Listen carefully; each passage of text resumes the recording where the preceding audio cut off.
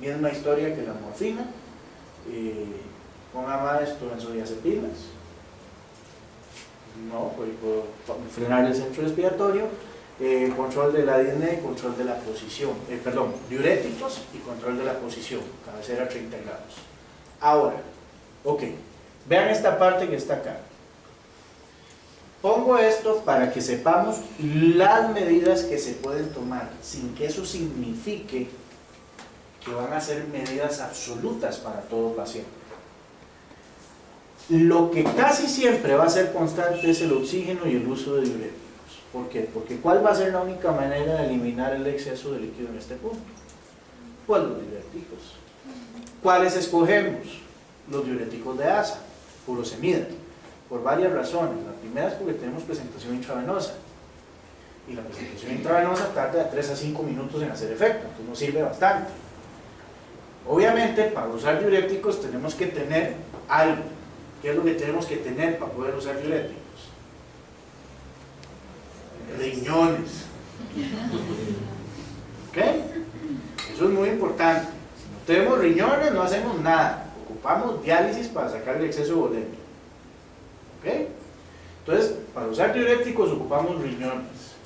Ahora, vean qué interesante es.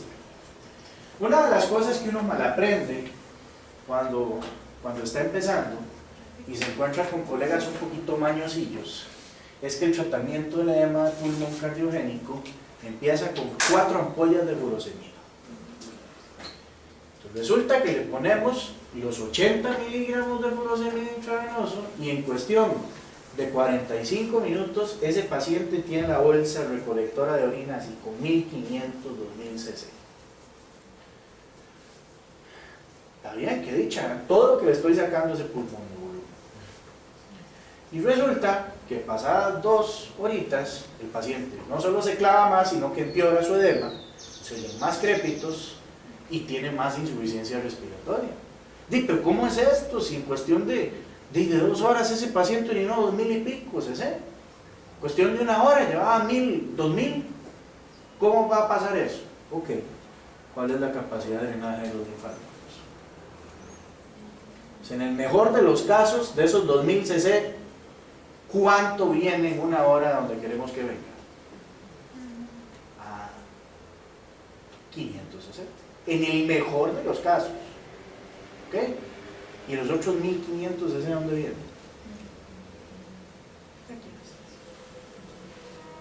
¿Ok? Entonces, el exceso de diuresis nos lleva a hipovolemia. La hipovolemia nos lleva a activación del sistema renina-angiotensina-aldosterona y la angiotensina por algo se llama angiotensina. Aumenta la presión hidrostática. Entonces, después del tratamiento que nosotros vamos a usar, tenemos un paciente que no solo está congestivo, ahora está hipovolémico. Entonces, antes lo teníamos solo húmedo, estaba caliente, ¿no? Ahora está húmedo y frío. Entonces, es importante que tengamos este cuidado también. ¿Por qué? Porque ¿cuál es la dosis de diuréticos? Depende de la diuresis. Una máxima es que iniciamos con una ampolla de furosemida por una creatinina en 1, una creatinina en 2,2, una creatinina en 3,3 o 4 o más. 4. Punto. Más o menos así. Si el paciente tiene una buena diuresis, un buen riñón, ponemos la ampollita y damos tiempo.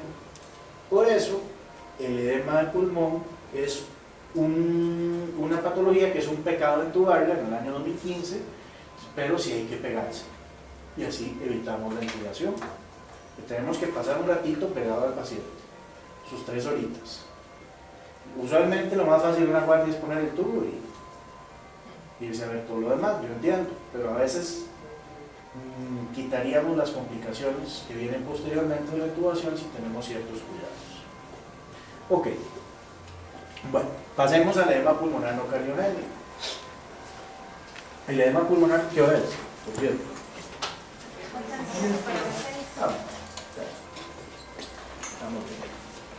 Entonces, el edema pulmonar no cardiogénico tiene una definición y esta es la definición conceptual.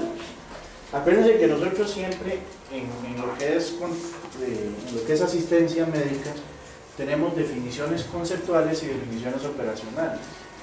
Claro, yo puedo decir que el edema del pulmón no cardiogénico es una condición inflamatoria aguda de los pulmones que puede complicar varias cosas. La inflamación conlleva lesión parenquimatosa, extravasación de sangre y plasma al espacio de hipoxemia y necesidad de ventilación mecánica para suministrar altas concentraciones de oxígeno, y puede complicar otros hechos con falla multiorgánica. Muy bien, esta es la definición conceptual, pero resulta que yo quiero hacer un estudio clínico y digo, voy a incluir a todos los pacientes con edema del pulmón lesional. Ok, entonces usted, el que me está ayudando allá a la investigación, dice, ok, defina edema del pulmón lesional. Son todos los pacientes que tienen una condición inflamatoria de ambos pulmones, que puede complicar varias entidades, o se las cambio. ¿Cómo sé yo que el que me está llegando tiene un edema del pulmón lesional o el servicio de emergencia? Lo tengo que definir así. Es diabético porque tiene hiperglicemia. Ok, ¿qué es hiperglicemia? Que la glucosa está alta. ¿Y qué es alta? Más de lo normal. No jodas. ¿A partir de cuánto? ¿Estamos? Ok. Entonces, si ustedes recuerdan, para el año 2009, la Asociación Europea de Cuidado Crítico nos había planteado una clasificación o una definición que decía que el edema del pulmón lesional era una condición aguda, no definía que era aguda, ¿okay? Que se estratificaba dependiendo de esta PA2-FiO2, la relación PA2-FiO2, que si estaba en menos de 800 era lesión pulmonar aguda y si estaba en menos de 200 era distrés, cosa que confundía. ¿Por qué? Porque hacía pensar que uno era menos malo que el otro. Nos decía que para que fuera edema del pulmón lesional había que excluirse un aumento de la presión de enclavamiento pulmonar, lo cual pues sí, uno la podía estimar con la clasificación clínica de Forrester, pues no, nadie tenía cómo medir exactamente que tenía una presión de enclavamiento por arriba de 18, además de que ahora nosotros sabemos que los edemas no son mutuamente excluyentes, perfectamente podemos tener un distrés respiratorio con un edema pulmonar cardiogénico.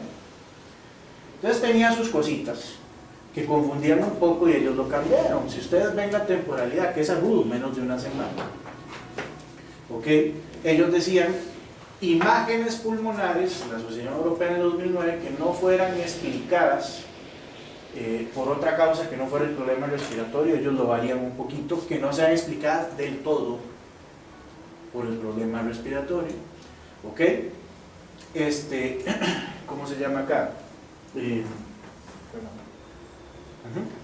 El origen del edema, también nos aclaran un poquito esta parte, y si ustedes ven la parte de oxigenación, definen el cuadro como leve, moderado y severo.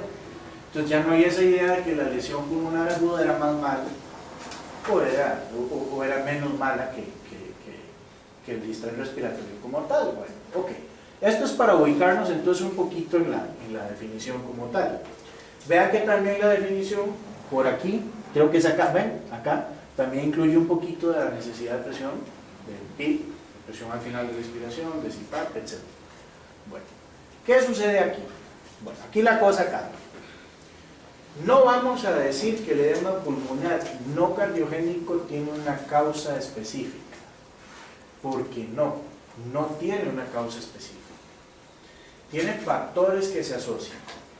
Y por eso pongo este cuadro que está acá, factores directos, que ustedes ven que son factores que agreden directamente el pulmón, y tenemos factores indirectos, que son factores que agreden indirectamente el pulmón.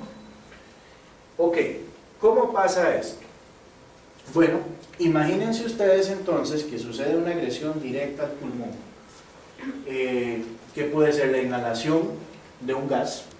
El ejemplo más usado para definir esto es el gas mostaza, que se usó durante la Primera Guerra Mundial. Entonces este gas entra, genera una disrupción de la barrera alveolar y a la vez genera una disrupción de la barrera epitelial. Esta disrupción de la barrera va a hacer que, aunque las presiones dentro de los capilares sean normales, haya extravasación de líquido.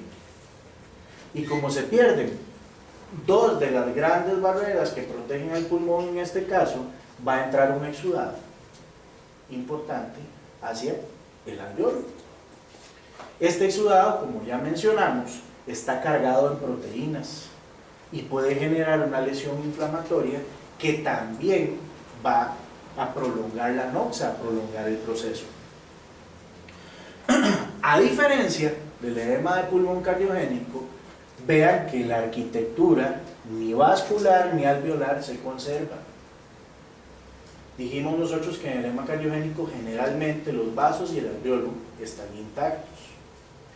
Ahora, ¿qué otro ejemplo les puedo dar? ¿Okay? El paciente que tiene una pancreatitis, por ejemplo, vean un factor indirecto acá, y resulta que esta pancreatitis genera una respuesta inflamatoria sistémica importante. Las citoquinas inflamatorias, los factores de necrosis viajan a través de la sangre y a través de la sangre llegan a la sangre del capilar pulmonar. Estas toxinas son capaces de lesionar la pared capilar, la pared alveolar y generar el proceso.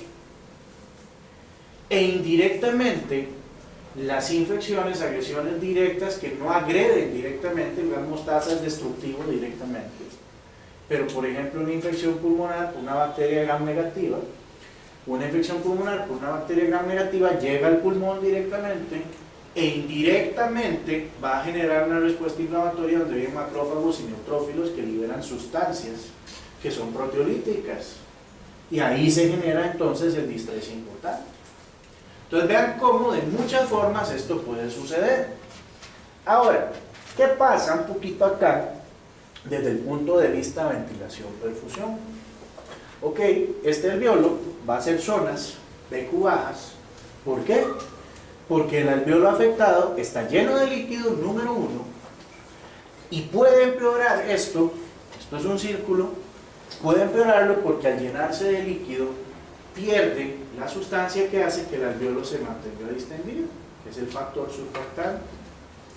Al perder el factor surfactante, ¿qué le va a pasar al alveolo? Hace que atelectasis. Entonces se va a llenar de zonas que perfunden pero que no ventilan, zonas BQ bajas, y conforme el proceso se va aumentando o el proceso se va prolongando, disculpen ya la palabra, esto va a generar zonas de hipoxemia. ¿Y qué hacía la hipoxemia a nivel pulmonar? Era un potente ¿qué? Vasoconstrictor. O sea, al ser un potente vasoconstrictor, vamos a tener vasoconstricción de los lechos capilares pulmonares. Entonces los poquitos de alveolos que podían funcionar bien, también vamos a tener hipoxemia por zonas BQ altas. Entonces eso es lo que hace el proceso un poco complejo. Ahora, esto que ustedes ven acá es un distrés respiratorio en un pulmón de ratita. De hecho, hablamos de gas mostaza, hablamos de pancreatitis, hablamos de infecciones, y yo les puse un montón de factores asociados al desarrollo de distrés respiratorio, pero el distrés respiratorio se describió simultáneamente cuando se empezó la ventilación mecánica en los pacientes. ¿Por qué? Porque se vio que el pulmón con ventilación mecánica hacía lesiones similares a lo que veíamos en el distrés respiratorio. Esto es a los 5 minutos y esto es a los 20 minutos de la ventilación mecánica. Cuando la ventilación mecánica inició, se ventilaba a volúmenes altísimos, hablamos de 15 a 20 cc por kilo. Y se creía que ventilar era algo tan simple como inflar y soltar. Entonces, ese alveolo hace así, y después así y así. Entonces, ¿qué pasaba? De claro, los 5 minutos que notan ustedes. Ahí el pulmón está un poquito más hiperémico, pero ¿qué? Se las cambio. ¿Cuál pulmón es más grande? ¿El normal o el de los 5 minutos? El normal, que es lo primero que había. Atelectasis, ¿recuerdan? Ok, atelectasias. Y a los 20 minutos, ahora sí, el gran exudado de sustancias capilares por el aumento de la permeabilidad hacía esto. Y este es un pulmón lesional ocasionado por ventilación mecánica. Más aún, ustedes saben que en la histéresis normal del pulmón, la histéresis es una curva presión-volumen. Nosotros sabemos que si se distiende mucho el pulmón, hay volutrauma. Si se coge mucho el pulmón, si hay mucha elasticidad de ese pulmón, hay atelectrauma.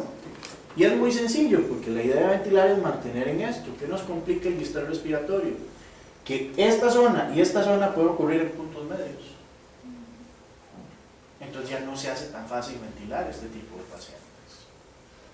Más aún, Gattinoni, que es una de las personas que más ha estudiado esto, vean ustedes que nosotros tenemos aquí una zona apical más o menos buena, con una zona de vidrio lustrado, y aquí ya empieza a verse la consolidación. Aquí tenemos el TAC. El TAC nos dice no solo que se siguen estas tres zonas, sino que cuando el paciente está acostado en posición, cuando el paciente está en posición supina, las zonas que más funcionalidad tienen son las zonas ventrales, con respecto a las dorsales, donde se ubica la consolidación como tal. Si ustedes ven el vidrio ilustrado, no es más que la lesión inflamatoria peribronquiolar y perialveolar que se genera. Aquel punto crítico que yo les dije que no estaba bien definido en los pasos del edema. Entonces, el montón de células inflamatorias nos dan este patrón de vidrio ilustrado, que pueden irse haciendo un patrón más reticular y ya después condensarse cuando el alveolo está ocupado. ¿Ok? Más o menos nosotros lo vemos aquí. ¿Y qué significado clínico tiene esto? Interfaces de zonas que están colapsadas en contacto con zonas que más o menos funcionan. Ok, muy bien, pero ¿cuál es la zona que más sufre? Nosotros ventilamos al paciente para poder distender estos alveolos. Entonces resulta que este alveolo se distiende con 30 centímetros de agua, pero ¿qué le pasa a la zona que está en contacto con él? Recibe 140 centímetros de agua. Entonces, son zonas sensibles. ¿Cómo podemos evitar esto? Bueno, entonces el tratamiento, para evitar precisamente esto, la sobredistensión y después soltar, tenemos la ventilación con neumoprotección. Ahora, este es el tratamiento de la condición base como tal, de la condición como tal, pero no de la causa de base de la condición. Si la causa de base es sepsis, tenemos que tratar con antibióticos la situación y esto nos gana tiempo. ¿Ok? Entonces, ¿qué hacemos? Para evitar que el pulmón colapse, se deja el pulmón inflado antes de terminar la expiración, presión positiva al final de la expiración, PIP. Y para evitar que el pulmón sobredistienda, vamos a ventilar al paciente con presiones pico bajas, pero más que presiones pico bajas, volúmenes bajos y presiones meseta bajas, por debajo de 30, 28, 26 es el número lindo. ¿Ok? Entonces, esa es. Ahora, ¿qué otra cosa tenemos que hacer? El balance de fluidos. Es muy importante. Si tenemos un exceso de filtración, de permeabilidad y metemos muchos fluidos, pues ¿de qué va a pasar? Vamos a empeorar el edema. Todos los balances tienen que ser casi neutros. Si es posible, midiendo la presión venosa central. Que esteroides, bueno, los esteroides son controvertidos, por ahí hay evidencia que si se usan antes de 72 horas pueden tener algún efecto benéfico. Más de 72 horas, pero menos de 7 días, podrían reducir el tiempo de ventilación sin efecto en la mortalidad, y más de 7 días pues ya no tienen ningún efecto. Sin embargo, los estudios son pequeños y no se podrían como universalizar para el tratamiento. Paralizar al paciente, no le vamos a aumentar el gasto energético si el paciente está inquieto. Entonces vean, si la relación es bastante baja, pues sí, ya paralizamos al paciente con atracurio, ¿okay? Y las maniobras de reclutamiento podrían ayudarnos. La otra cosilla que anda como de moda por ahí es la pronación, ¿verdad? Entonces ustedes saben que sí, bueno, ya otras como el ECMO y eso, que no nos vamos a meter acá porque hay algo específicamente para eso. Pero si ustedes ven en qué se basa la pronación, bueno, aquí tenemos al paciente colocado ventralmente. Entonces tenemos las zonas que no tienen condensación ventralmente. Si el paciente se prona, ¿qué es lo que va a suceder? Eso va a liberar las zonas que queremos reclutar, porque pasa el contenido de fluido inflamatorio hacia la zona, ¿cómo se llama? Anterior, cuando el paciente se pone boca abajo. Sin embargo, eso tiene sus peros, ¿verdad? Si la causa es infecciosa, por algo se queda en un lugar. Si le empezamos a mover, la diseminamos. Entonces, hay que también tener su cuidado en ciertas cosillas por acá. Ok. Paramos.